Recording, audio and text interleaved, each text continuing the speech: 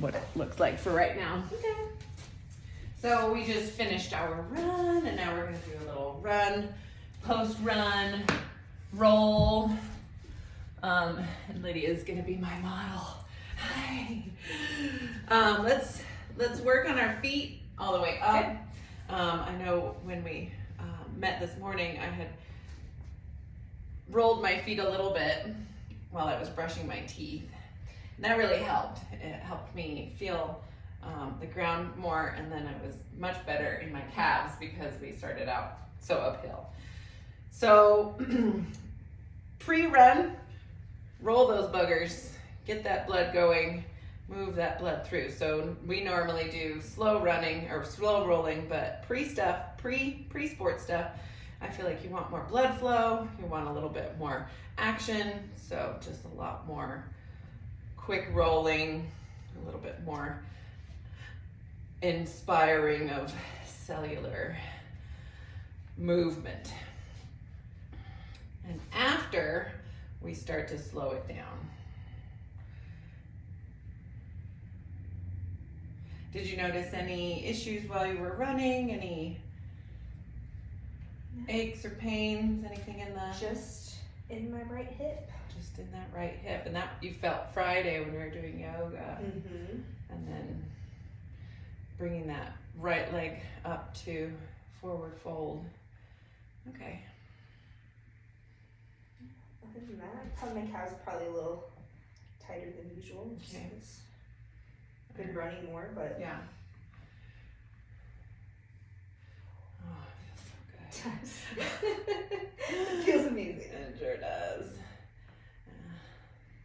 Crunchy on my heel. Mm-hmm.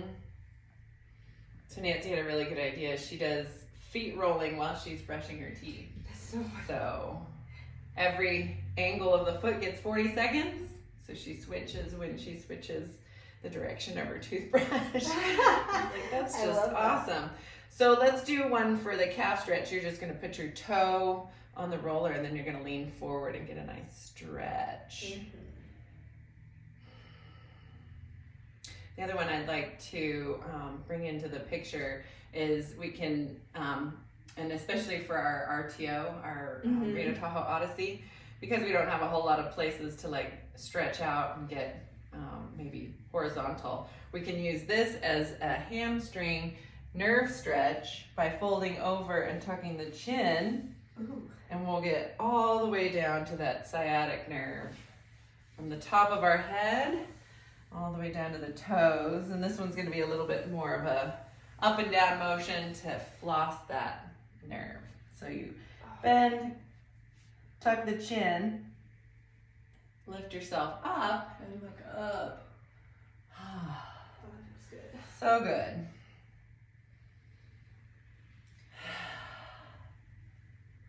A little extra stretch all the way down to the toes.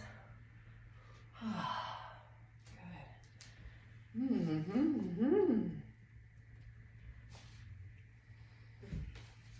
And I would stretch that foot a little bit. Roll it. So why do we need to roll after our workouts, our running especially? That's a great question.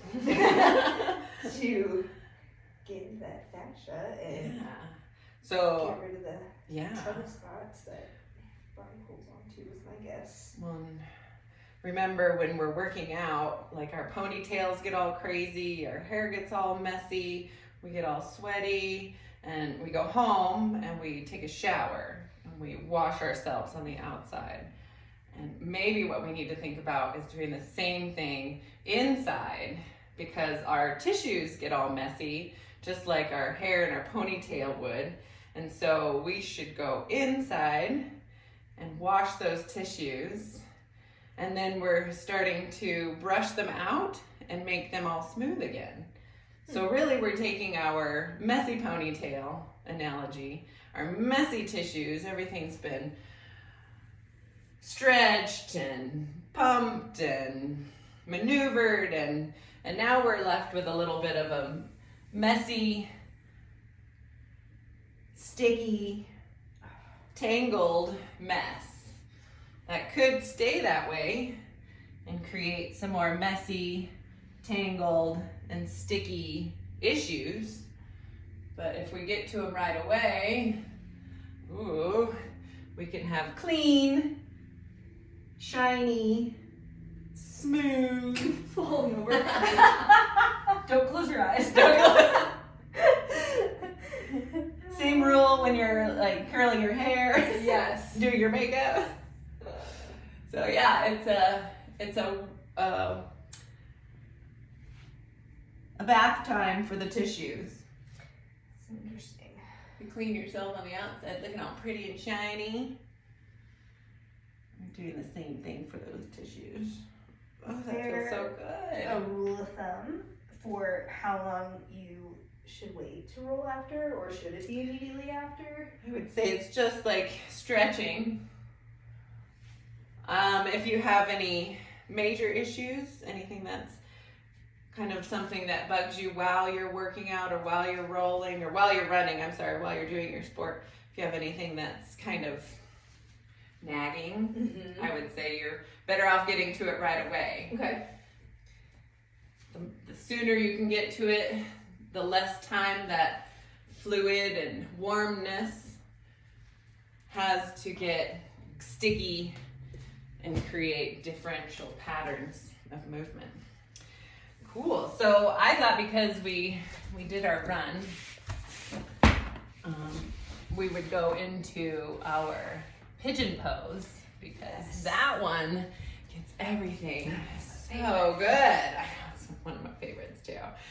So to get into this one, just like you would in your yoga posture, you can come to all fours, maybe come into that little lifted position, bring the leg across underneath the shoulders, and now we're gonna lay down on that side of your calf. So I'm gonna let Lydia show you, she's got a better angle. She's up on the outside edge of her calf, all the way up to the outside edge of her thigh. This is a bonus roll. You get a lot of parts for one position. Getting into that outside edge of her calves, those are the muscles that help her lift up her feet so that she's not tripping on the trail. Yeah. We had a lot of rocks on our trail this morning. There was a lot of opportunities to trip, and neither one of us did. So those muscles deserve a good rollout, a good brush, let's make them shiny. Let's make them smooth operator. Now I have flat feet, which I feel like this works extra hard, especially the inside of my ankle. So this one always feels super good. Fabulous. So those ones that feel good, especially on those spots, the chronic spots, the ones that nag us, the ones that change our gait and change our connection to the ground or to whatever surface we're using for our sport. So I'm gonna jump on the roller and you can see the outside edge of what she's rolling. I'm starting on the outside edge of my hip, and this position can get me a lot of relief in the IT band because we're not going directly onto the IT band, we're coming at it from an angle. So we're rolling that muscular tissue that connects with that hard band of fascial tissue, kind of creeping up on it, not spooking it or scaring it away, scaring it into more tension. And I can get all the way into my external hip rotators back here on my cheek. In the meantime, I'm stretching my inner thigh, giving myself all sorts of connection to the full leg and what it's using, all those muscles that are using to run. So let's switch sides. Unless you want to get some more up into that hamstring.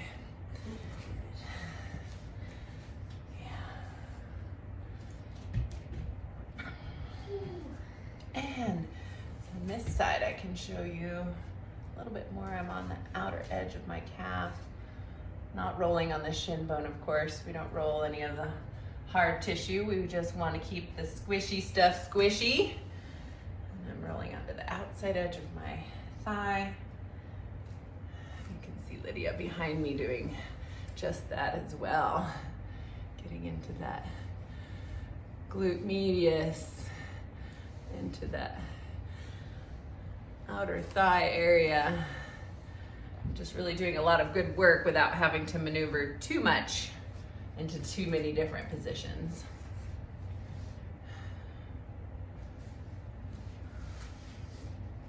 Yeah, getting into that cheek zone. Ooh. Yes! That one will make you scream a little bit or sing.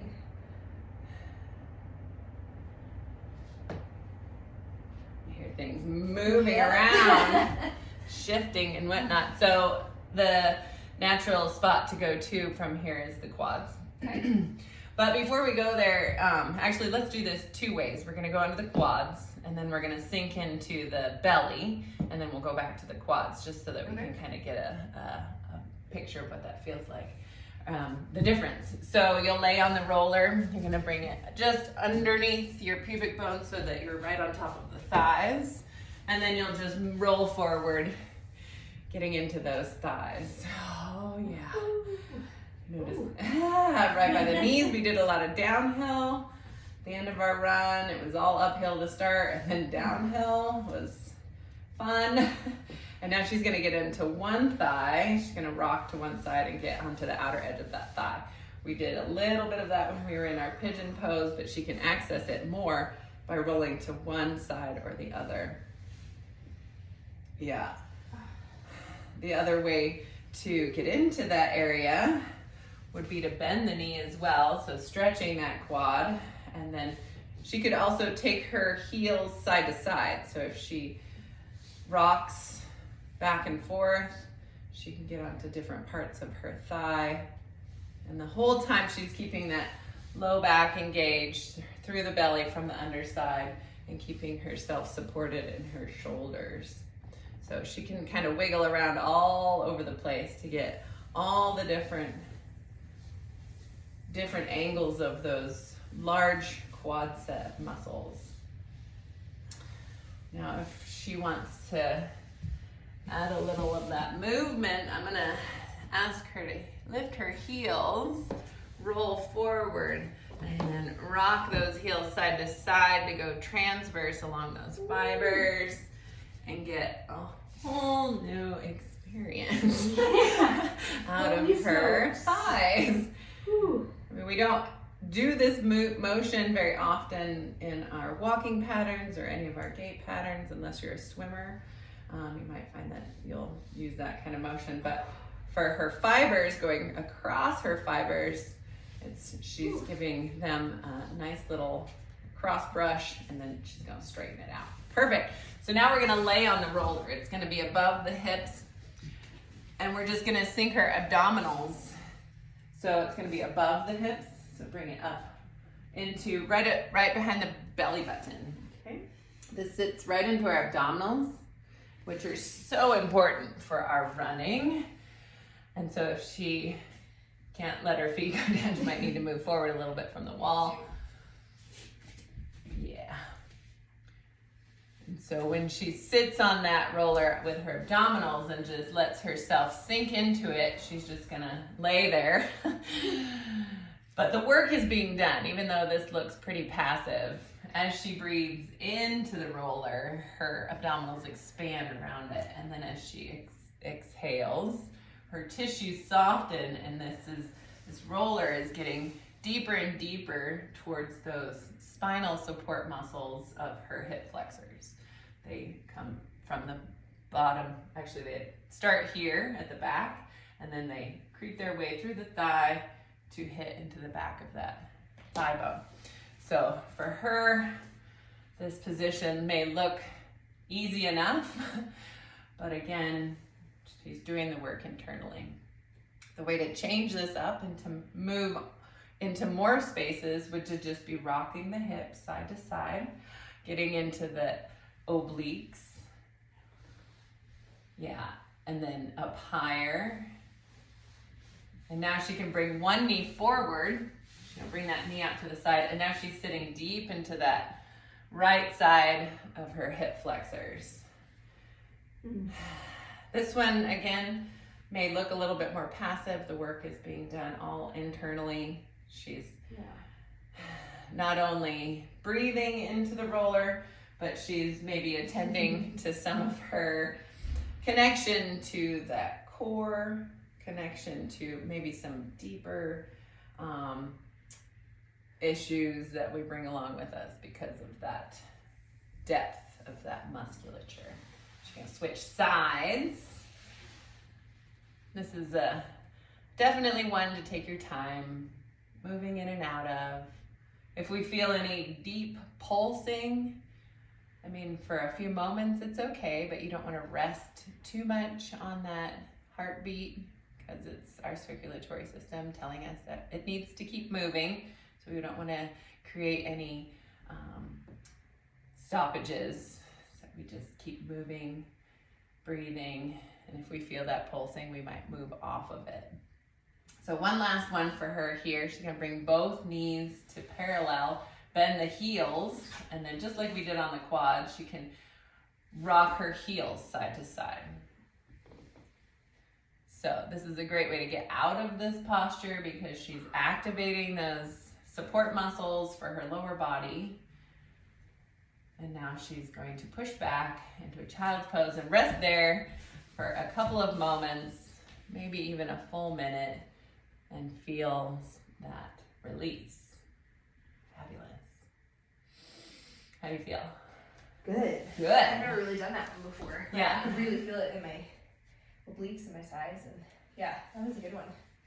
Okay, so to kind of bring it up from the floor, or before we get too far up, we've got to roll the cheek. We did a little bit, but let's just get the extra bit on the cheek. So she's gonna sit one of her cheeks on the roller, the knees are gonna be bent to the side.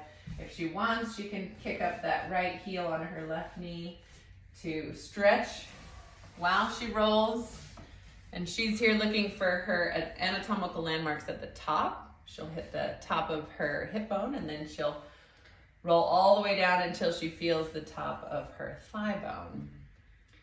And then she can also rock herself side to side. She can get onto the TFL, the top of the IT band, that muscle at the top. She can get into all of the glutes. Yeah, this one takes some wiggling. It does.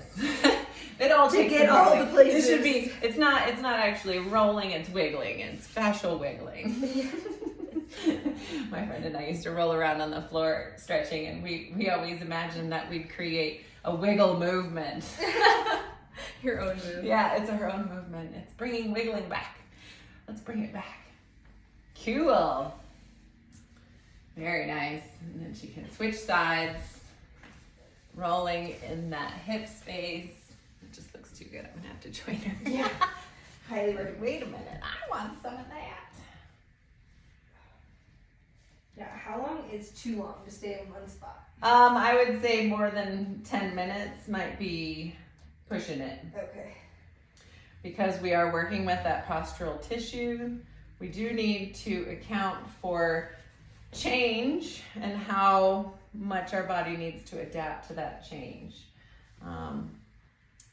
When you feel yourself feel more stiff getting out of that posture than getting into it, your fascial system has made note of that and that has kind of saved that posture, that position. So it might be a little bit too much.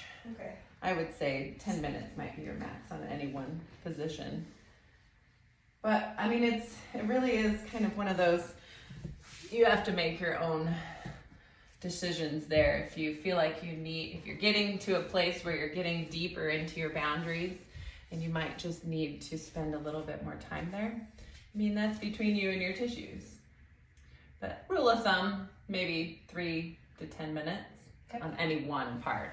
You definitely want to spend more than 10 minutes rolling. Sure. Cool, so we did pretty much the whole leg except for the inner thighs. So we'll just get those inner thighs real quick. She's gonna put the roller between her legs in that all four position and then choosing the hip that will go down onto the mat and then the other thigh will come out to that 45 degree. I'm gonna have her switch legs real quick. There you go. So we can just get that visual in there. She's Gonna work all the way up to the groin, all the way down to the attachment at the knee. And then her dynamic lever is the heel. If she lifts it up to the ceiling, she changes the angle on the roller. So that dynamic lever can help her get into all the different angles of that inner thigh. Very nice. Oh yeah. Also have to wiggle around a little Yeah. bit, but yeah, this one's helped me a lot. It's basically just wiggling 101. Essentially. Wiggling with a tool. And this one is one that you said that was kind of a key for your hips. Mm-hmm. Yeah, it's helped a lot. Yeah, the inner thigh is kind of one of those sneaky relievers. As much as we talk about the IT band being like the source of all evil, like it seems like every runner is like, oh, IT band, you know, that's the root of all my problems. Well, it's a root of all your symptoms, maybe. It might be the one that's crying out the most, but I like to tell my clients, the one that's crying, if it was a baby, you wouldn't go and hit it and tell it to stop crying. You would see what it needs. And a lot of times the criers are babies, the ones that are making the most noise and giving us the most symptoms. They might not be the ones that we go after. We should go and see if we can help something else in order to relieve the pain of whatever's crying. So if IT pain is your problem, the outside of the leg from the hip to the knee, or maybe even further down to the foot, my suggestion would be to roll your inner thigh first. See what that does. And then I still wouldn't go to the IT band, the iliotibial band. I would tell you to roll your quads and roll your hamstrings and your butt. And then finally make your way into that IT band space, because that big band of tissue is there to support you. Getting on it and rolling on it, a lot of times just makes it madder. But if we roll around it, roll outside of that pain symptom, above, below, behind, the opposite, we can feel for other symptoms and find more relief. So she's noticed a big change in her outer hip issues because she's rolling her inner thigh. Took Sonia telling me like 8 times. Don't kick the baby. Stop hitting the baby. Yes. Well, it's not that you believe it, but sometimes you just like focus on the pain and that's where you want to go. And once you finally start listening to your coach, it's amazing what that does. So, second point of today, listen to your coach. Listen to your coach. She has your best interest in mind. Yeah. Oh, yeah. Yeah. I can feel that this one is a lot more tender than my right side. And the right hip is the one that bothers you, so that connection. Okay, so to finish it up, since we're concentrating mostly on those running muscles, of course the upper body takes a lot of hit. As we're running, we tend to get a little tired. So those lats need to help support our back so we can stay upright. And that's what we're gonna roll. She's gonna lay on her right side. The armpit's going on the roller. She's gonna get a nice release for everything that's connected to her hips and her shoulders, because that latissimus that comes up from the back side of her hip all the way up to her shoulder is a huge supporter in our arm movements and in our torso movements. So she's rolled forward. She's on her pecs right now. Again, that forward posture gets us all tight in here. So she's opening that up so she can stand up nice and straight. And then she's gonna rock backwards as well. She's gonna get the external rotators, that latissimus, all of her teres that hold that shoulder in place, and then her rotator cuff. So this one is the most delicious. It's the one that feels the best. It is another multitasker. It's got a ton of release opportunities here. This is one I use nearly every night after I'm done working on all my clients. I end up needing to take the tension out of my neck, out of my arms, out of my torso, and this one just does a magical release. It does. She's also getting her lymph, so she can help everything circulate, all the wastewater that she's pushing out, and then rehydrating with fresh water. Yeah, that was just so good. It's just so delicious. It's the nicest one out of the bunch. Oh. The friendliest one, I should say. So, before she moves on, I'm gonna have her lift up and put the roller right where her bra strap comes down, and she can prop her head on her head in her hand. This one she's gonna get the serratus. This is also to help her breathe in her diaphragm. So she's inspiring wide into the roller and exhaling. She's getting mobility in her intercostals, her rib and her chest and her diaphragm. So she's gonna be a better breather after this, which gosh knows at our high altitude certainly could help. We, by the way, ran on the Eagle Ridge Trail up by Genoa. Beautiful mountains, beautiful trails. We have some of the most amazing trails out here near Carson City, Nevada, which is where we're at Fluid Body Work, my space here in Carson. And we are just rewarded left and right with beautiful views for our efforts.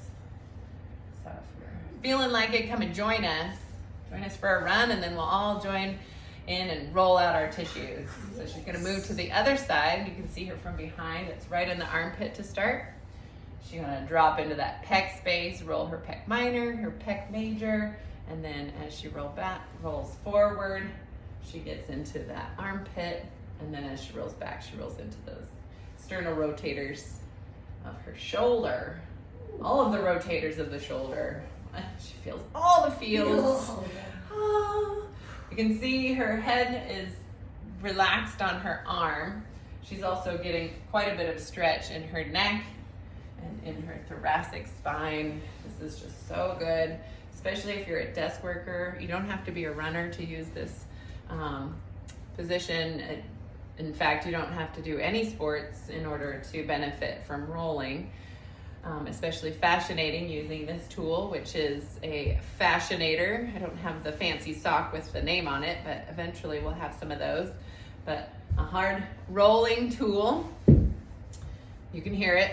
It's quite solid. Gets us deeper into those connective tissue. I like what she's doing there. The Supergirl. Naturally, the Supergirl position.